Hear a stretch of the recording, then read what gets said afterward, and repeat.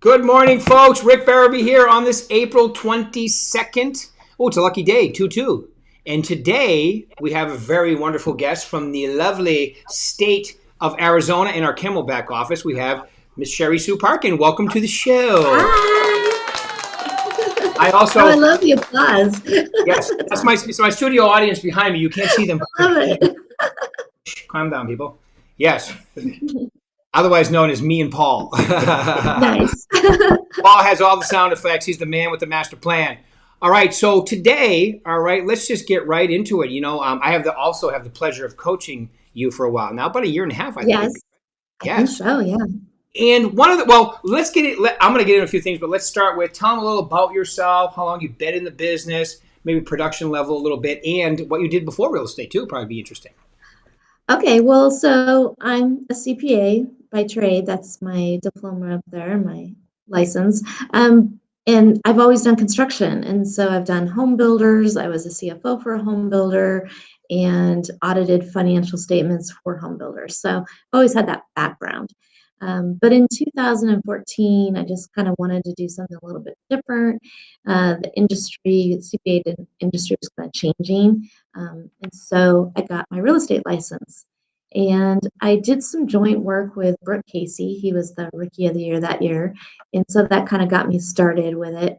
But then a few years later, I got an investor client, and he had his own brokerage, but they disassembled like overnight, and I ended up having to step up and not only to be CFO, but also be the main listing agent, or the only listing agent actually. So that year I was board chairman, and I sold about, I want to say 250, around 250 was my GCI that year. And then the following year was not as glamorous. It was leading edge. So I think it was like 175, 180, something like that. And then 2020 was a little hard, but this year I'm actually on pace to actually outdo myself for 2018. So I'm kind of excited with that. Cool, very good. Yeah, and the other thing is not only are you going to probably have your best year ever, it appears, because you're on a tremendous pace, but you've also redone your whole business now. You do it totally different than that year. Tell me a little about your transition, because that was 2020 was a transition year for you that's paying off this year. Would you agree? Yeah, oh, definitely. So somewhere at the end of 2019, I was no longer working with that investor, which was all listing agents. I really did not take one extra client except for him. And so that was my only focus. And that has its advantages. You don't have to go looking for business. But then you're also in a certain price point, and that price point was around $300,000. So this year for 2021, I really focused on increasing my price point, thinking about it, manifesting it, and guess kind of having more of the self-confidence that I could do it. Not sure why I didn't have it before, but I just focused on those. And so this last week, I just sold my first 1.3 million. It was my first one over $1 million. I'd done 900 before. Nice. Yeah. Nice. And I got to do both sides. So that was kind of fun. Yeah. Yeah. That's awesome. That was earlier in my career, but this is really my first legit over $1 million. And I have a buyer that's looking at 2 to 3 million. So my price point has just gone up. I mean, that was really my main focus. And your confidence level has gone up. See, okay, confidence level, yes, I'm going definitely. to tell them because you're being modest. Okay, so basically, all her business came from one client. Last year, she got into transition, and she's getting all her business are from different people, arm's length. She's old expired. She's doing incredible marketing. So you've gone from basically working with one person and running around and doing very well. Don't get me wrong. Right, to every deal you're creating. So if you ever have a problem again, and you fire one client or they fire you, you still have your whole other pipeline. So you've created a more predictable, secure, repeatable type business other than just working with one client, which is awesome. So congratulations. Thank you. Well, it's ironic because as a CPA, what we consider a risk is anybody that has more than 10% of their clients with one person. And Right? that's exactly what I did. I had 100%. So now I don't. But I do have to say, I do go through realtor.com, and so that's where I get a lot of my business from, as well as marketing calls, postcards, I mean, you name it. But I'm very fortunate that I actually get repeat business from my realtor.com. I had 3 people just this last month that I sold to last year in 2020 call me to list their property. So I have 3 listings because of what I have done in the past. So Yeah. I have to give realtor.com a little bit of credit for that too. Great. So you are, yeah, so you're doing several different things, and realtor.com has been working out really well for you, Yeah. right? And because of your professionalism and so forth, you're getting repeat and referral business, which is, let's face it, folks, that's what it's all about in this business, right? Working your Right, right. influence and getting that repeat and referral business. Tell me a little about that. Yeah. Yeah, so I mean, it's been kind of interesting. So I had gotten a lead and they were going to buy a house, and then they decided not to buy a house. They decided to buy the house that they were renting. So then I ended up working with the landlord and them because the landlord decided to be unrepresented. So I had to do that transaction. Well, after that was done, the landlord liked me and said, "Hey, I have some land that I would like you to sell." And so I got that. And then that sign was on the land that caused this guy to call me, and he's like, "Well, I don't want land, I want a house." He goes, "If you find me a house, you can sell mine." And I'm like, "Are you really?" So I find him a house, and he's like, "Okay, well, we got to go to my house so you can list it." So yeah, I mean, there's that snowball effect that once you get your foot in the door and you get the things out there, that more things happen. Yeah, what I love when I discovered the word years ago called serendipity, and that's what you're talking about. When everything just comes together because you're doing so many different things, you're creating. It's like like you said earlier. Get the confidence by just first off agreeing that I can. Also Right. positive energy, visualization, meditation. And when you're telling the universe, I want business by the actions you're taking, and you have a positive mindset and open, you get business. It's Yeah. like a karmic event that happens by being super positive, right? Yeah. Well, and the affirmations too. I know that Berkshire Hathaway has their own affirmations, and I think that's a good place to start.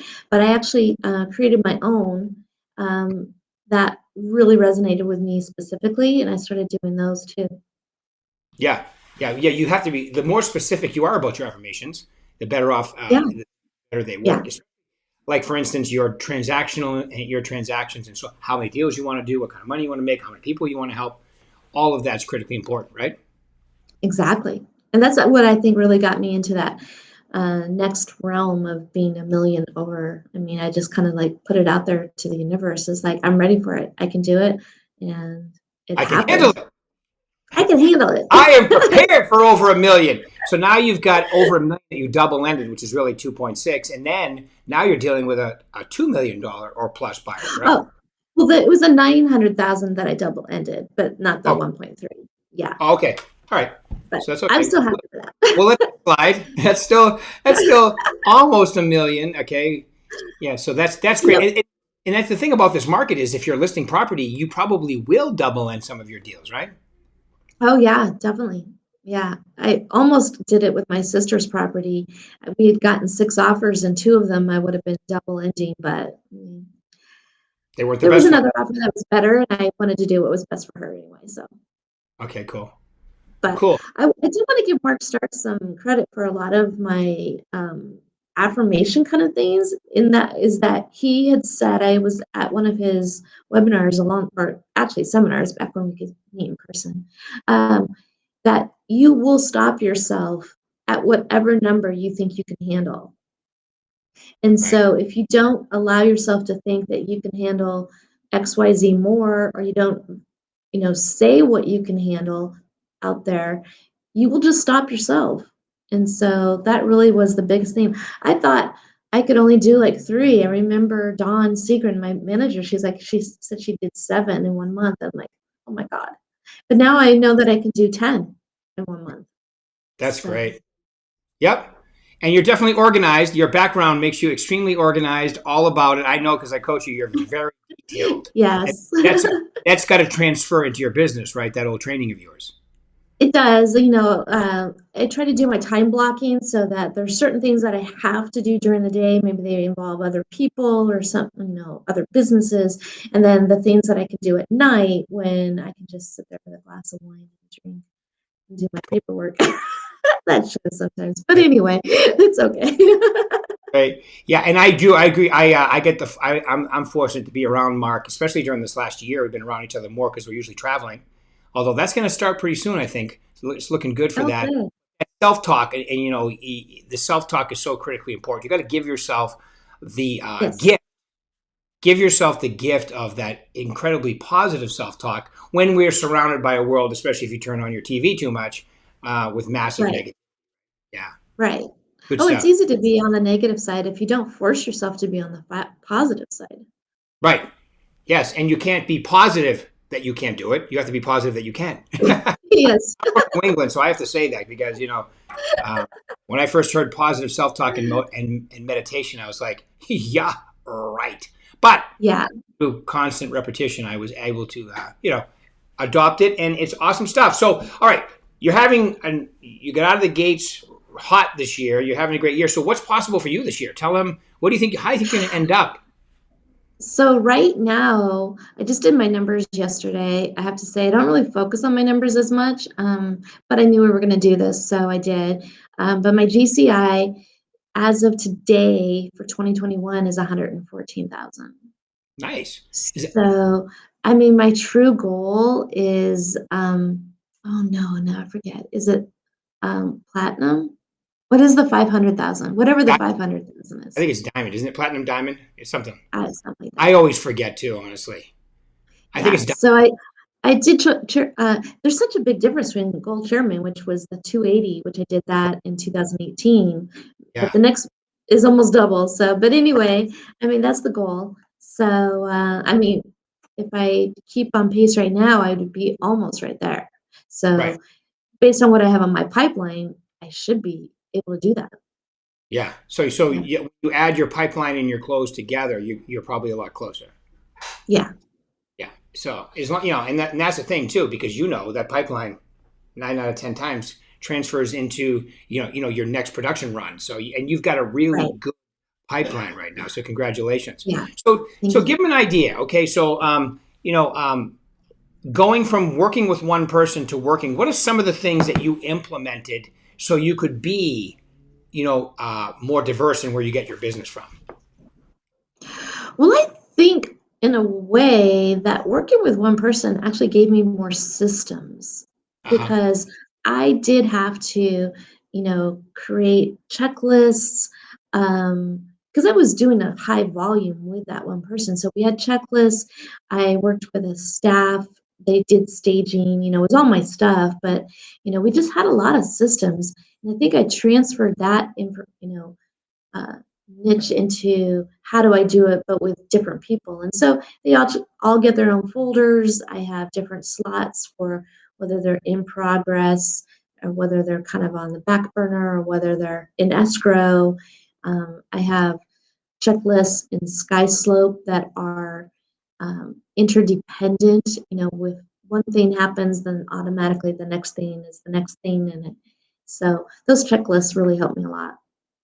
Yes. So you're extremely organized and you transferred all of that over. I can see that. All right. And I get to Yeah. talk to you. I know for sure that you Yeah. know, your, you know where you are. So good. All right. So, let's say it's, you could do this all over again, knowing what you know now.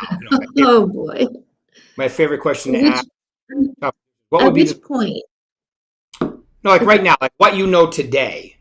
Okay. uh If you were to start this thing all over again, or if you're an agent that wanted to go to the next level, what would be the three most important things you would tell them? So back to 2014 when I first got my license, you mean? What would Yeah. I do different if I knew now? Yeah. That's a good idea. Like, what would be the top three, Um, not knowing what you know now, having somebody who's starting out, or even somebody who's been in the business for a while who wants to go to the next level? What would be the three yeah. most? things you would tell them to think I about? mean, the first thing I come up with is have more confidence in myself. Mm, Um, yeah, because I think when I first started out, I really didn't feel confident in myself. And so I relied on, you know, Brooke to give me some business. I did floor calls, which actually is great experience. Don't get me wrong, it is great experience. But I didn't have the confidence that I could really do it on my own. And until I actually got the confidence to do it on my own, I wasn't doing it on my own. I did need everybody else's help. mm. That's, You know, so I think that was one thing. that's a great piece of advice, but knowing you now, that kind of shocks me to hear you say that because you act, walk, and talk like a very confident person. And I think that's a great point because a lot of us underneath there, okay, and I always say this because it's a fact. Most top producers have a good, slice of insecurity. That's what makes them top producers. They have Yeah, to, you know what I mean? So I think that's a yeah. really good point. So as Zig Ziglar would say, give yourself a checkup from the neck up. Exactly, exactly. The other thing is, and it kind of dovetails into confidence, is just go for those higher price points. Yeah, Everybody, you need to know your inventory, and whether it's in the 200, 300, 400, or 1 million, whatever you focus, you're going to have to learn it. And right, so if you're going to have to learn it, you might as well focus on the neighborhoods that are close to you. Um, and there's nothing wrong with doing, I mean, bread and butter stuff is great, but just learn your neighborhoods, because I think, even that 1.3 million, I knew it. It was on Central Avenue. It's where I live. I knew all the locations, the restaurants, the things to do. I could help them visualize. So I would say that learning your area. Don't try to do the whole entire Maricopa County. I mean, that's just not going that's to get you counting, anywhere. and it's one of the most popular counties in the country right now too. So, Yeah. so So I yeah, would focus. yeah. So like you said, I mean, it's just as easy to do a $500,000 transaction as it is a 250 or a 750, right? Pretty much, Just they're the as same. easy, just as hard. I mean, honestly, I've done $100,000 transactions that were like pulling teeth to get through. It was awful. And, I'm not going to say the 1.3 was easy because it wasn't. It had its challenges. But everyone's different and everyone has its own challenges. Yeah, I'm just reading. Laura Collins just sent in. Thank you very much. I love it, and she just got her first over. Well, actually, hers was $2 million. Great job, Laura. Nice, Yeah. nice, nice. So, okay, so number three, I would have figured out my CRM a little bit faster and how I wanted to use it. I don't think I really used it as it should have been for probably 2 years. Gotcha. And, the CRM is really gonna be your gold mine of keeping track of things, knowing where you're going, knowing what people want, because you just have to, like, put in there all the information from your Right. communication, and if you don't, kinda starting that conversation all over again, and you don't look so smart, so Yeah. I agree. That's why I'm so happy with our new VAC 2.0 that you put all that stuff in there, you set it up on the auto, and it's the reciprocal benefit that you're looking for. Like you said, keeping your, you'll get multiple business from your CRM, from your customers and clients if you stay in touch with them, Esther. Keep them updated, keep them educated as to what's going on. Yeah. But Well, and you can't, I think we think that we can remember everything, but when somebody tells you the name of their 5 kids, you need to write that down because you're not going to remember that.